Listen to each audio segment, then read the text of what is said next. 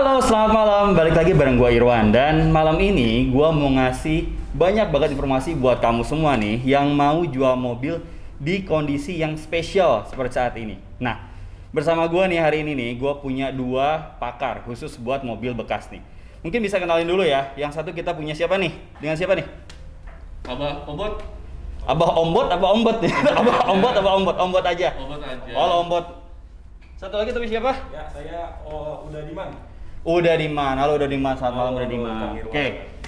Nah, kita hari ini mau ngomongin banyak banget terkait dengan bisa nggak sih mobil itu jadi salah satu cara untuk kita dapetin cash flow, ya kan? Karena dengan kondisi kayak sekarang ini kondisi kan agak unik ya saat Ya, ini ya, ya. kondisi yang sulit banget dan Serba sulit lah. semua orang struggle, Ya. ya. Everybody, bener-bener semua orang everybody does it gitu ya. Ya. Kita nyoba buat nyari sampingan yang lain, kita nyari gimana caranya bisa survive ya di masa seperti ini. Nah, kita mau bahas nih sebetulnya mobil ini bisa nggak sih atau cukup potensial nggak sih buat dapetin cash flow yang cepet gitu ya. Nah, kalau gua mau nanya nih sekarang nih sama Ombot dulu ya, Ombot Oke. ya. Sebenarnya Ombot mewakili seperti apa sih kondisi marketnya, Ombot? Market sekarang ya, mobil bekas khususnya saya kan Ya. di area kawasan selatan ya. Oke. Kawasan selatan di mana Pakai which is dong kalau ngomong. which is Pakai which is dong. once One switches gitu. Ya. Selatan Tapi gimana kalau selatan, yang selatan? Selatan itu kan memang saya kebanyakan main mobil-mobil yang middle up ya, mohon maaf ya. Oke. Pak Diman ya. Dimaafin, Ya, dimaafin. mobil-mobil Maaf, middle- maaf Pak Diman. Sampai maaf lah Pak Diman. Mobil middle up tuh dimana kan ya unit-unit yang memang revenue-nya lumayan besar ya. Oke. Dimana mobil biasanya pemakai juga itu adalah mobil-mobil ke berapa gitu kan. Yang Oke. mungkin dia punya mobil satu, lebih dari satu ya pastinya. Oke. Pastinya lebih dari satu. Tapi kondisi ekonomi sekarang pada saat lagi struggle begini, ekonomi middle up pun kena. Dalam artian mereka juga akan mengurangi cost, dalam artian biaya perawatan pertama, terus mungkin dalam hal untuk penggajian ya driver segala macam gitu ya sulit lah. Makanya unit ketiga keempat biasanya mereka jual gitu kondisinya. Itu yang biasanya itu yang lebih cepat untuk cash flow-nya rumah tangganya biar lebih lancar Stabil lagi ya. Berarti sebenarnya kondisi seperti ini bukan hanya ngehit ke segmen yang medium low ya. Sebetulnya almost every segment. Oh, Ya nggak sih? Semua segmen kena nih kondisi ini ya. Ya. Gitu ya. Jadi bukan cuma di segmen tertentu tuh. Ini secara general semua orang struggle hari ini ya. ya. Udah gimana dah? Ya, di tempat saya nih, lingkungan saya. Oke, Lingkungan oke. saya itu Kang Irwan banyak banget orang-orang yang mungkin agak berbeda sih dengan Ombot tadi ya. Tapi ada sebenarnya segmen saya juga ada yang lingkungan saya itu ada yang seperti itu. Oke. Tapi kalau yang saya lihat nih kondisi saat ini yang kondisi semua serba terbatas. Yang saya lihat ketika saya coba telepon teman-teman atau saya ada kunjungan ke rumah keluarga yang di daerah tersebut tuh saya lihat tuh tetangga-tetangganya itu mereka itu pertama mereka tuh kerja kan sebenarnya atau mereka punya usaha tapi mereka sekarang ya mungkin terbatas segala usaha mereka tuh mulai menurun tuh income-nya.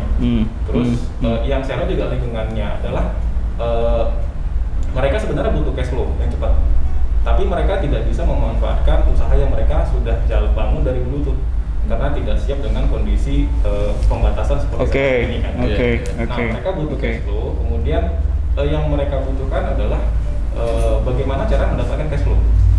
Nah, itu tuh yang saya lihat adalah mereka sebenarnya mau menjual beberapa aset.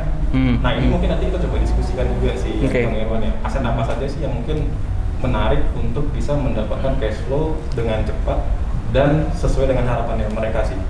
Nah, ini nanti ya nanti juga sama Ombot ya kita diskusi lah ngobrol gimana cara cash flow ini ke jalan sih.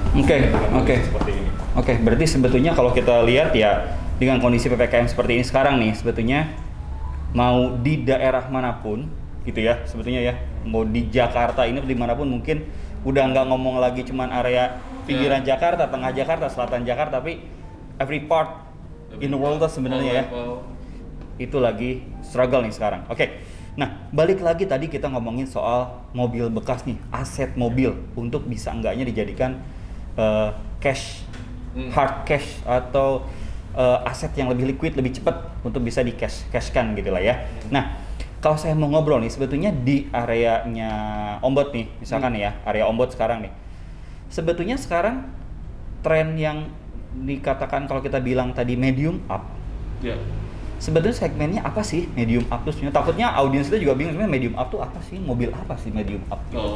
Medium up tuh apa sih segmennya tuh? Biasanya tuh di kelas berapa, mungkin di tipe apa, mungkin sebenarnya ada pembagiannya nggak sih? Mungkin pembagiannya berdasarkan nilai revenue-nya aja kali ya. Kalau misalkan merek banyak sih, tapi kalau misalkan berdasarkan revenue-nya pastinya middle up itu revenue yang di atas 175-200 ke atas.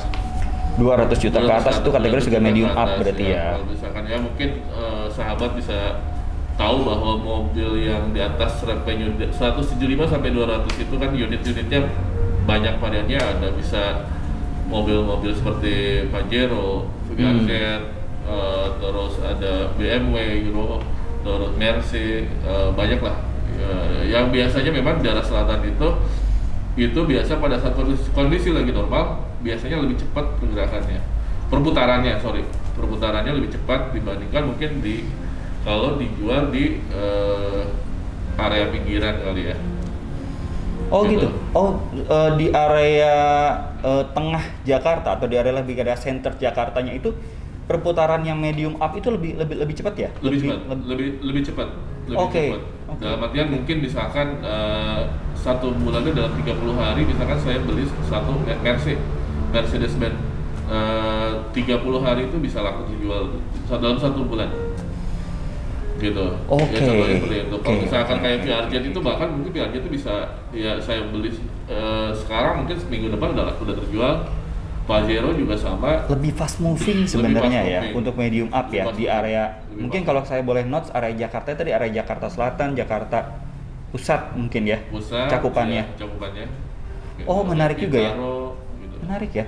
Berarti kalau misalkan teman-teman punya misalkan nih, let's say saya hari ini punya kendaraan misalnya mobil saya VRZ let's say gitu ya. Saya punya Fortuner, terus saya mau jual misalkan gitu ya. Sebetulnya tuh lebih marketable-nya itu saya akan lebih cepat untuk ke area selatan sebetulnya ya. Betul. Daripada saya misalkan ngelepas iklan atau apapun segala macam bentuknya tapi di area pinggir Jakarta nih. Betul. Let's say Bogor, Bekasi gitu ya. Itu mungkin akan lebih cepat kalau di tengah ya, area pusat selatan gitu mungkin ya maksudnya ya. Seperti itu ya? Sih, memang. Seperti itu segmented banget kayak istilahnya. Jadi kalau misalkan saya punya unit itu misalkan baru punya unit itu misalkan unit itu kita akan naikin iklan ya nggak akan kita jauh-jauh istilahnya untuk naikin iklan misalkan saya iklanin ke Bogor gitu nggak perlu. Masih ring satu situ aja mungkin ya. Karena kita memang fokusnya memang di area sendiri sih. Oke. Udah gimana dah untuk area udah tuh sebenarnya area mana sih sekarang saat ini coverage areanya? Sekarang coverage area saya itu ada di Bekasi. Oh oke, Bekasi. Bekasi Barat, kemudian irisan sama Jakarta Timur sih. Oke. Segmennya gimana sih saat ini untuk tipe mobilnya yang lagi di sana lagi lebih hype gitu loh? Orang lebih perputarannya marketable-nya lebih kuat tuh yang mana sih? Yang seperti apa sih? Ya, kalau dari daerah yang tadi ya, Bekasi, kemudian Jakarta Timur, irisan ke utaranya sama bagian timur Bekasi itu sebenarnya ada segmen yang sama seperti Ombot tadi itu ada, hanya saja mungkin tidak sebanyak komposisinya lebih kecil ya. Tapi kalau di bawah range jadi itu kalau saya sih mau ngomong itu 3 ya, Kang Irwan, ada satu range itu range mobil yang harganya itu 100 juta sampai di bawah 150 juta. Itu saya kategorikan ke situ. Kemudian di atas 150 sampai 250. 250 up. Nah, itu tadi yang mungkin saya kelompokkan ke tempatnya si Ombot. Nah, kalau di area saya itu dari data yang ada dan survei yang ada memang kebanyakan itu mainnya di bawah 250. Tapi segmen yang atasnya sebenarnya ada. Hanya saja tidak Pareto. Oke. Gitu, Pareto itu spesifik banget, jadi mobilnya ada yang preferable lebih spesifik ya mobil tertentu, jadi sebarannya nggak rata lah gitu ya. Oke. Jadi kalau boleh saya simpulin nih, kita bahas dulu soal marketable ya. Buat teman-teman yang mau jual mobil gitulah ya, mau jual mobil nih sebenarnya kita mesti tahu nih, mobil kamu tuh kategorinya apa. Mobil kita tuh kategorinya apa nih? Kategorinya low, kategori medium, atau kategori high. Jadi tadi ngebaginya dari angka nih, misalkan teman-teman ya. Dari 0 sampai 150, berarti kurang lebih ada di medium low, gitu kan. Di segmen low, sorry kok medium sih? Segmen low. Nah, dari 150 sampai 250 itu medium, dan di 250 up itu high mungkin ya. Dan untuk segmen yang 250 up, atau dari 250 ke atas, itu potensial marketnya sebetulnya lebih dari 150 ke up gitu ya. Itu potensial marketnya itu tingginya itu ada di area pusat, area selatan segmennya nih gitu ya. Itu lebih marketable di situ. Itu lebih kuat, perputaran lebih cepat gitu ya, komposisinya lebih banyak. Sedangkan untuk di bawah itu, let's say untuk 150 juta ke bawah, itu lebih kuat akan di area Bekasi atau pinggir-pinggir Jakarta, itu jauh lebih kuat ya marketnya. Walaupun tidak tertutup kemungkinan bahwa persila crossingnya bisa ada ya, maksudnya high juga tetap ada gitu, cuman mungkin ngomong marketnya lebih gede kali gitu ya. Oke. Nah, menarik nih. Berikutnya saya pengen nanya, nah kalau misalkan sekarang kita bicara sebagai unit mobil bekas sebagai satu solusi untuk kita bisa mendapatkan cash yang cepat nih. Apakah itu kita butuh survive di bisnis atau mungkin yang simple untuk ya gampangnya gue pengen survive di hidup lah. Saya PHK misalkan, saya harus survive, saya cuma punya mobil nih, punya mobil doang, tapi gimana caranya ya, belum mobil ada tapi gue juga ada kebutuhan segala macam. Mungkin solusi yang bisa didapatkan dari mobil bekas tuh apa aja sih? Mungkin bisa kasih option. Solusi yang bisa didapatkan dari mobil bekas, maksudnya dalam artian kalau kita punya kebutuhan cash, kebutuhan yang pastinya ya untuk cash flow ya kan tadi Kang ya. Untuk cash flow ya pasti, untuk cash flow yang tadi saya bilang, kalau misalkan sahabat mobil 88 punya kendaraan yang istilahnya middle up, pastinya kalau misalkan di tempat saya kan berarti perputaran cepat. Pada saat perputaran cepat berarti saya harus cari lagi dengan unit yang pengganti replace ya, replacementnya. Nah pada saat kondisi tersebut tadi saya akan membeli harga mobil itu dengan harga yang paling terbaik, ya kan.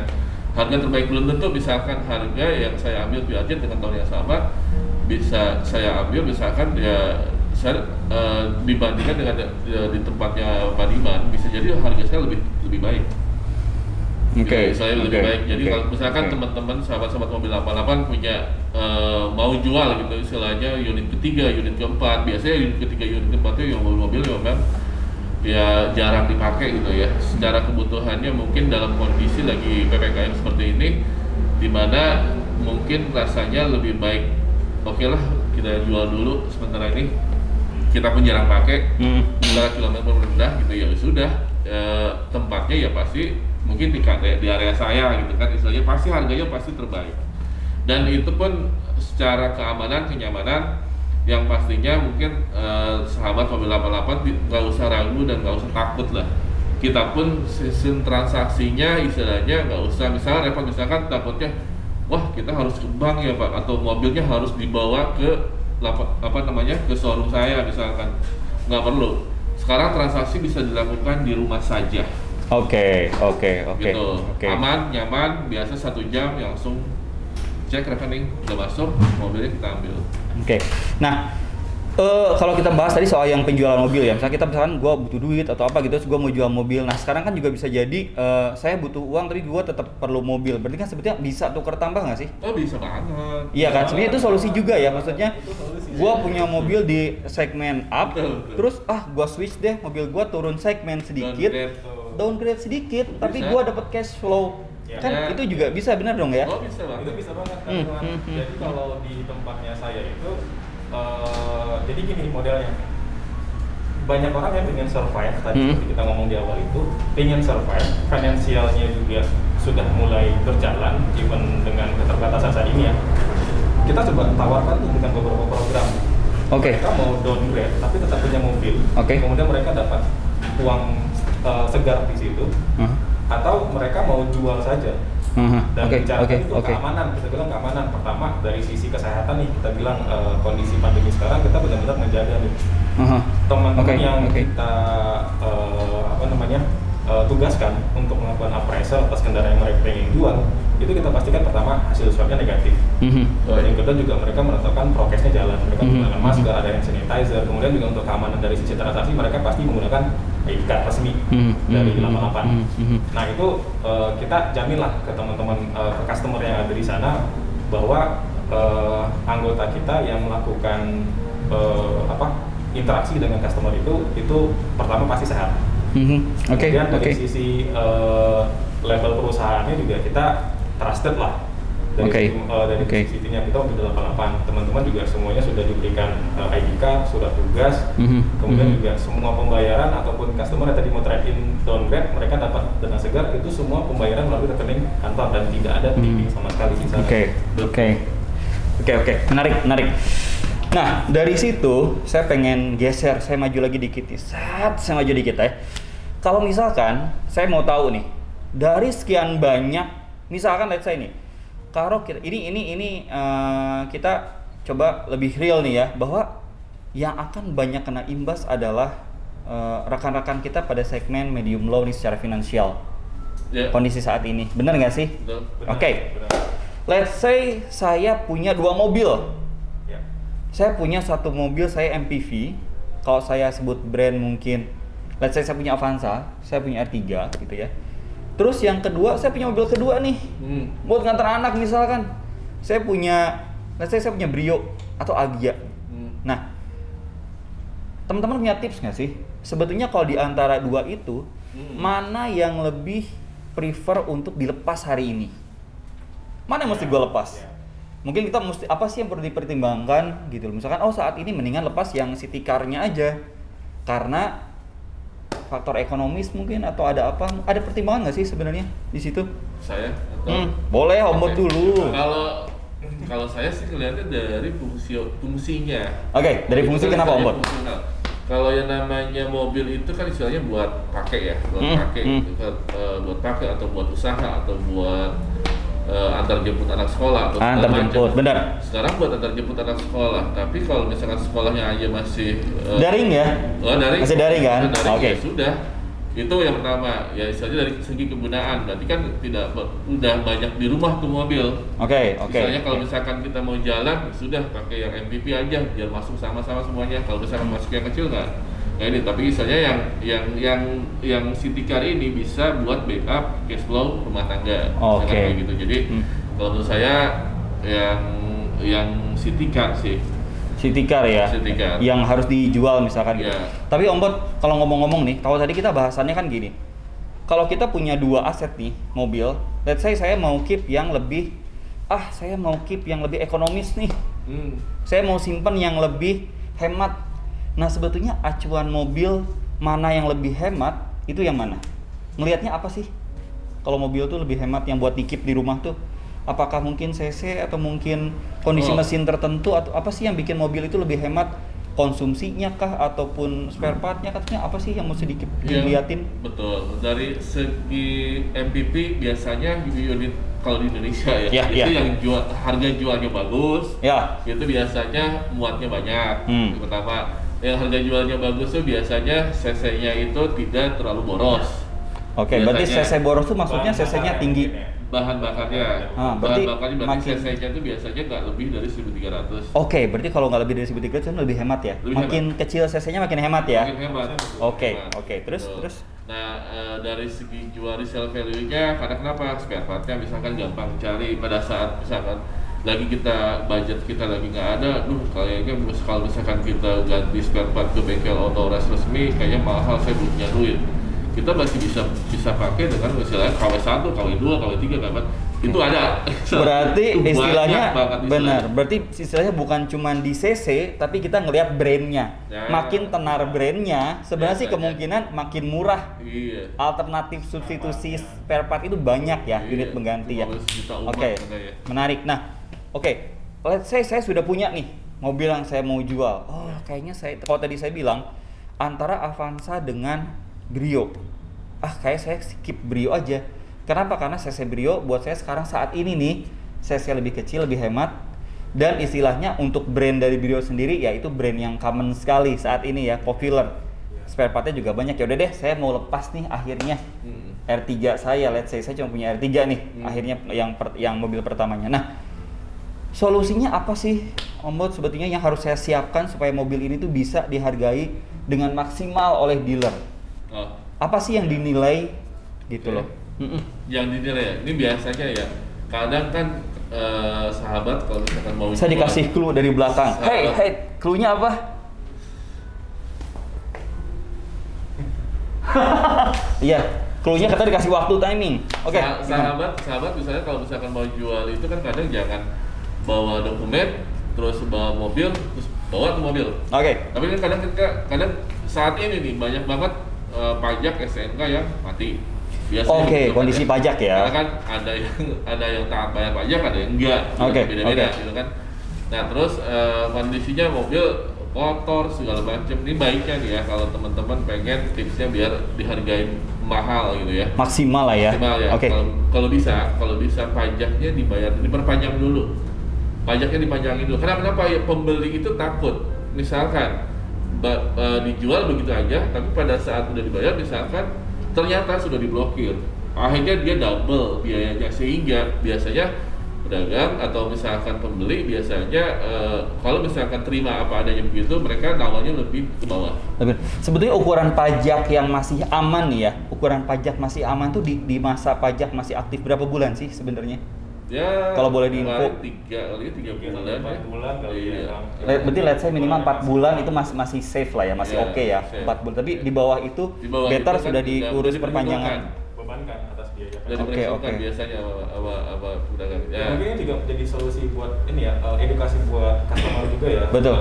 Kan seringnya itu begini, customer itu yang mau jual mobil itu pasti mikir kalau jual ke showroom harganya murah nih ditawarnya. Kalau dia jual sendiri dia berharap bisa tinggi gitu. Tapi enggak juga sih sebenarnya. Jadi kalau ada customer yang mau jual mobil, yakinlah kalau jual ke showroom itu bisa harganya kompetitif. Betul. Saya yakin harganya sangat kompetitif. Nggak bisa dibilang murah. Pasti kompetitif. Dan mungkin mendekati dari ekspektasi customer sih. Iya. Gitu sih kan. Iya betul. Karena sebetulnya mungkin saya juga kalau saya beli dari perorangan sama saya beli dari showroom ada perbedaan ekspektasi sih ya. Kalau kita beli dari perorangan biasanya apa adanya ya. Ya udah selesai.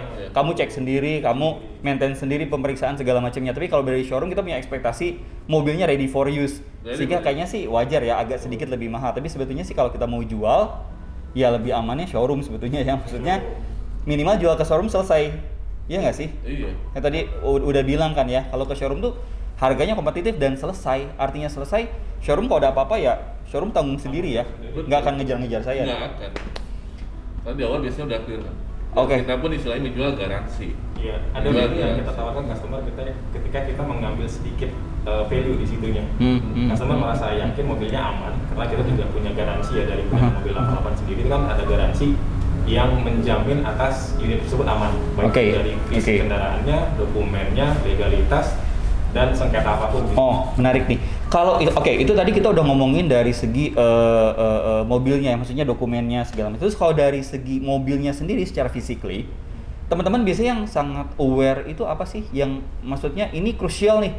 Let's say apakah luar bodinya ada yang bisa diabaikan? Jadi kalau saya mau jual, kalau cuma baret kecil ya udah bisa diabaikan. Tapi udah mulai kondisi tertentu, saya harus aware banget nih. Ternyata jangan-jangan ada sampai misalkan nih ada tabrakan agak major atau mungkin baret tapi sampai sedetail apa sih gitu dari teman-teman dealer ngecek mobil ini apakah cuma bekas kuku aja tiba-tiba dikurangin sampai jutaan gitu loh. Gimana sih? Seperti apa sih? Harusnya gini sih mungkin kan buat informasi buat teman-teman juga sahabat 88. Jadi kalau di kami nih di mobil 88 kita sih pasti ngeliat kondisi fisik kendaraan dulu, apakah dia berarti fisiknya dulu ya. Fisiknya dulu. Fisik dalam artian kita tes dulu tuh pertama mesin dalam kondisi yang aman atau tidak. Kemudian transmisinya. Kemudian kita akan cek rangkanya. Nah, kita tuh punya kemampuan tuh kita bisa lihat mobil ini bekas tabrak atau tidak gitu. Kadang-kadang kan ada orang yang klaim asuransi, terus tabrak itu bisa dipoles atau di make up dalam tanda kutip ya. Nah kita tuh bisa tahu ini make upan atau benar-benar tidak ada bekas tabrakan. Nah kita bisa melihat nilai itu. Kemudian banjir pun kita bisa lihat ada indikasi banjir kah atau ada sebagainya tanpa harus mengkonfirmasi itu ke showroom. Karena tidak semua mobil juga ada rekornya di showroom atas semua servisnya ya. Yes. Nah itu yang pertama pasti kita fisiknya dulu, karena kalau fisiknya yang kita beli itu jelek ya kita juga nggak mungkin lah menjual mobil yang jelek ke customer nanti yang membeli mobil itu kan. Berarti sebenarnya kalau misalkan saya mau jual mobil, terus misalkan nih kekurangan mobil saya minor, artinya cuma kayak ada baret-baret kecil apa segala macam, dan saya punya insurance, better saya benerin dulu insurance dong, yang baret-baret segala macamnya ya udahlah ya dipoles dikit kecil-kecil supaya kelihatan lebih rapi, itu juga jadi value added ya. Itu boleh seperti itu. Ya.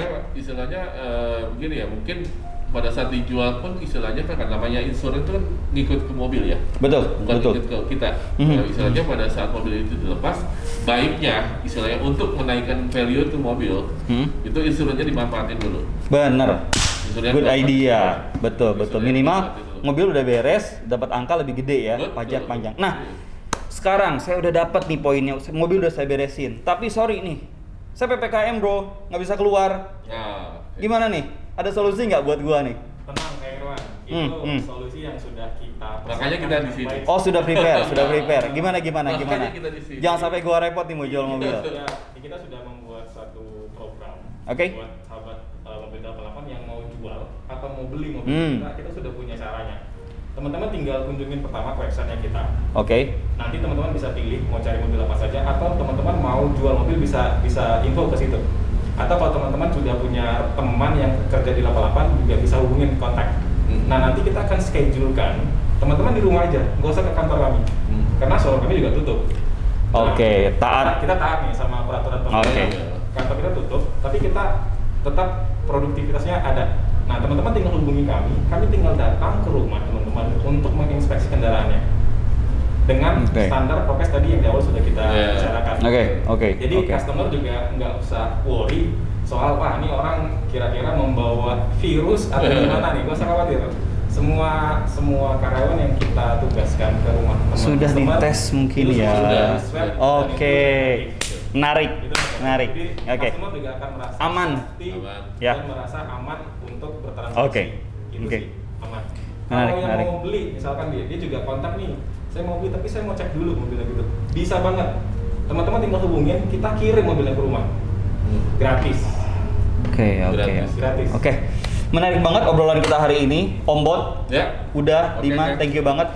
Mungkin kalau boleh saya simpulkan sedikit ya hari ini, jadi bener banget yang namanya mobil bekas bisa banget buat jadi alternatif kamu mendapatkan cash flow untuk kamu bisa survive, apakah bisnis ataukah hal lainnya nih, bisa banget. Itu yang pertama. Yang kedua, buat kamu yang tetap pengen beriklan, saya mau iklanin deh mobil saya, ada dua tadi informasi nih. Yang pertama, kalau mobil kamu segmen medium up, kamu boleh kejar duluan area Jakarta tengah kota, mungkin selatan gitu ya, barat, tapi area Jakarta ring 1 kalau medium up. Karena apa? Mobilisasinya mungkin lebih besar ya, potensial marketnya lebih besar. Tapi kalau mobil kamu di segmen low, mungkin kamu akan lari ke area agak sedikit ke pinggir, Bogor, Bekasi mungkin ya, Cibubur, pinggir, macam-macam, Cilengsi segala macam, Depok mungkin ya, seperti itu. Kalau kamu nggak mau repot, kamu tinggal langsung datengin ke showroom, bisa ke mobil 88. Tapi dengan catatan, tadi dikasih tips juga nih, pastikan dokumennya kalau mau dinilai tinggi, dokumen lebih dari 4 bulan. Yang kedua, kalau kamu mau dinilai lebih baik juga, misalkan kamu ada baret-baret halus dan kamu punya insurance, manfaatin deh insurance-nya, benerin dulu sedikit supaya value added-nya lebih tinggi. Dan yang tiga, nggak usah khawatir, stay di rumah aja karena mobil 88 yang bakal datengin kamu. Dan untuk lengkapnya mungkin ya, nanti teman-teman bisa langsung masukin informasi mobilnya di www.mobil88.astra.co.id. Kamu bisa ambil fitur hubungi kami, isi nomor kamu, kontak kamu, isi data mobilnya, dan langsung kita bisa lihat berapa estimasi kendaraan kamu. Itu aja mungkin dari saya. Thank you banget Om Bot. Udah datang. Selamat malam dan tetap stay safe ya. Yuk. Thank Thank you. Bye. Bye.